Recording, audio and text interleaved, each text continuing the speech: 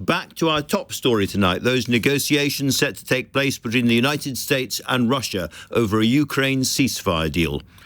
Now, there's one final bit of the jigsaw in all of this that really intrigues me, because Donald Trump is sending to negotiate with Putin not his Secretary of State, Marco Rubio, not his special envoy for the conflict, General Keith Kellogg, but instead Steve Witkoff, a fellow property developer and Donald Trump's golf partner.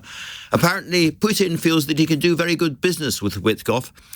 Talk about showing your cards before the game has properly even begun.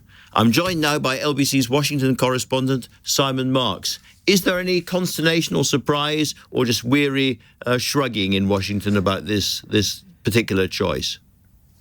Well, I think there's certainly surprise among foreign policy veterans here who would have assumed that negotiations with the Russians, as with the Ukrainians, would be carried out by the Secretary of State Marco Rubio, National Security Advisor Mike Waltz, or General Keith Kellogg, who, of course, was named by President Trump as his envoy to solve the crisis in Ukraine, Andrew.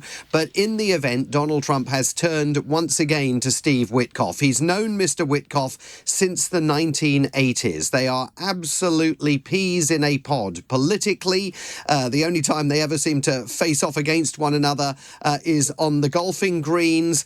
And Steve Witkoff has already been to Russia in the past on Donald Trump's behalf, recently negotiating the release of Mark Fogel, that American citizen who was jailed on drugs charges in Russia, and bringing him home. So he's got established relationships there now, whether they are directly with Vladimir Putin or with lower level but still obviously very senior figures in the Russian capital is unclear. But he's certainly the man, unlike particularly General Kellogg, that the Russians are comfortable talking to. And that, I guess, is the problem. If this is the person Putin wants to talk to, why would the Americans, give him what he wants in this case before the talks have even properly started? Yeah, no, I think that is exactly the problem. But of course, Donald Trump. But of course, Donald Trump has given Vladimir Putin pretty much everything that he wants so far in the pre-game of negotiations that may eventually take place with Ukraine. Now, the American government will argue, look, President Trump feels comfortable. He trusts Steve Witkoff. Steve Witkoff has already proved his mettle, not just in Russia, but also in the Middle East. He's the man that Donald Trump sent to Tel Aviv at one point to give Israeli Prime Minister Benjamin Netanyahu a dressing down when Benjamin Netanyahu was wavering on that ceasefire agreement in Gaza. And remember that Donald Trump, in his first term in office, didn't always use the orthodox path. His own son-in-law, Jared Kushner, became the Mr. Fix-It of that first Trump term. And that seems to be the role that Steve Witkoff is auditioning for in the second term. Over the last hour or so, we've seen Mr. Trump in the Oval Office with the Taoiseach for his visit to Washington. And there have been various comments, including Trump listing all the things he might do against Russia, mainly economic sanctions, the oil price and the rest of it, and trying to, at least to give the impression that there was a tough response if Russia simply ignored the ceasefire offer. Yeah, and he's been giving that impression for several days. Remember that on social media a few days ago, he said he was seriously considering the imposition of fresh sanctions against Russia.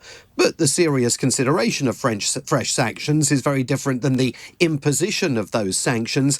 And at no point did he condemn any of Russia's recent military activity in Ukraine. The Russians have been on the offensive very heavily over the last few days. And at one point, Donald Trump said that if he'd been in Vladimir Putin's position, he would have done exactly the same. So the language that the president has used publicly has been largely at variance with this idea that he is preparing to crack down on Russia. But he did say today it is up to Russia now. He said that if we can get the Russians to agree to a ceasefire, to the Ukrainian brokered ceasefire with the United States, that would get the United States 80% of the way to ending what President Trump referred to as this bloodbath.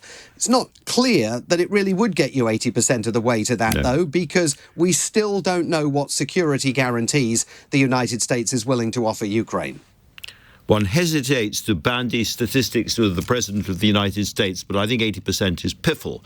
Anyway, speaking of statistics, more on tariffs today. We've had counter tariffs from the EU and a strange U-turn when it comes to Canada.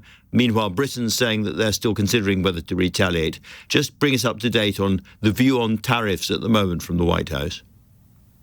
Well, the view on tariffs remains that it's a very strong piece of President Trump's economic armory. They're not walking back from the concept of this trade war at all. There's been a modest recovery so far this trading day on Wall Street by both the Dow Jones Industrial Average and the S&P 500.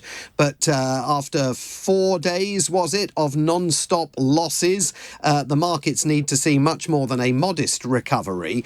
Donald Trump very much dismissive of the markets, talking about the animal spirit of market traders. At least one of his top officials was saying that the other day after those massive losses on Monday. But Trump absolutely standing by this notion that the trade war can create opportunities in the United States. This, they say, is simply an economy in transition, as the Treasury Secretary put it, detoxing from the Biden administration's approach to life and adjusting to Donald Trump's approach to life.